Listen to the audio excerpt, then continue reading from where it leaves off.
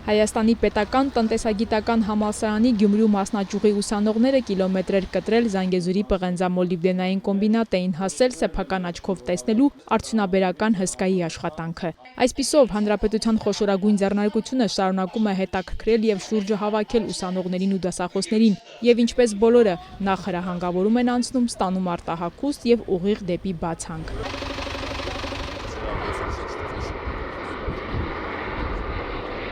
Պղնձամոլիբդենայինը որպես Հայաստանի ամենախոշոր կազմակերպություններից մեկը եւ ամենաունիկալներից մեկը հետաքրքրության կենտրոնում է միշտ եւ վերջին շրջանում հատկապես բավականին ուսանողների մոտ հետաքրքրություն է առաջացել։ Ես այս չափի չէի պատկերացնում իրականում հանքը, դե նկարներով ավելի փոքր էի պատկերացնում։ Գիտեի, որ ամենախոշոր հարկատուն է, թիվ 1 հարկատուն է։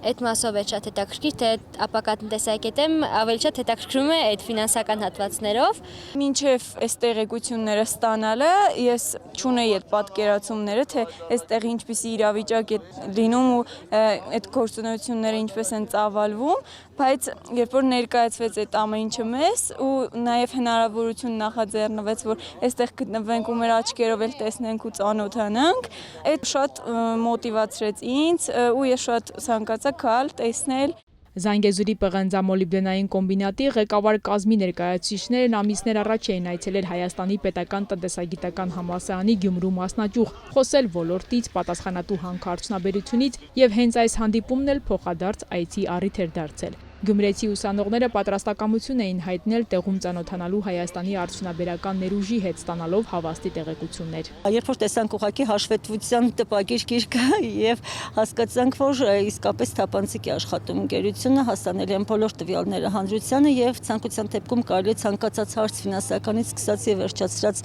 արտադրական հարցերով ուսումնասիրել եւ վերլուծության ենթարկել, ինչը շատ հաճելի է եւ շատ լավ կլիներ, որ բոլոր կազմակերպությունների պարագայում նման փորձը տարածվելի լիներ։ Երբ որ որոշ ընկերություններ այդ շահագործում են, իրենք պետք է որոշակի պատասխանատվություն ունենան նաև այդ նույն հասարակության նկատմամբ թափոնների կառավարման, էկոլոգիայի եւ այլն։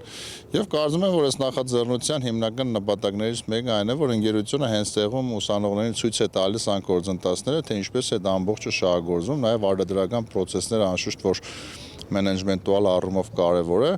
Տնտեսագետ Սուրեն Պարսյանը, ով դասախոսում է հանրապետության տարբեր բուհերում, այդ թվում Գյումրու մասնաճյուղում, ուսանողների հետ հերթական այցով Զանգեզուրի պղնձամոլիբդենային կոմբինատում էր, ոլորտի վերջին ուսումնասիրությունների վրա հենվելով ասում է, 2025-ը հանքարդյունաբերության համար ձեռքբերումների տարի էր։ Հանքարդյունաբերությունը օրինակ 2024-ին 7% էր, ապա 2025-ին արդեն վերարտահանումը որ վերացավ, ոսկու եւ ավտոմեքենաների սարքավորումներ եւ այլն,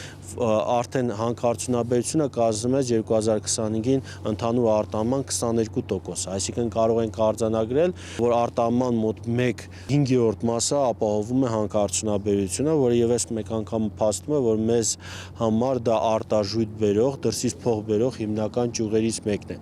Բաց հանքի տարածքում արդյունաբերական տեխնիկայի տեղաշարժով հիանալուց հետո գյումրեցի ուսանողները դասախոսների հետ միասին այցելեցին նաև հարստացուցիչ ֆաբրիկա։ Հսկա սարքավորումները ոչ պակաս գրավիչ էին։ Հանքաքարի մշակման փուլերին հետևեցին, լուսանկարեցին ամեն բան եւ ինչպես բոլորը խոստացան վերադառնալ ու ինչու ոչ աշխատել առաջատար ընկերությունում։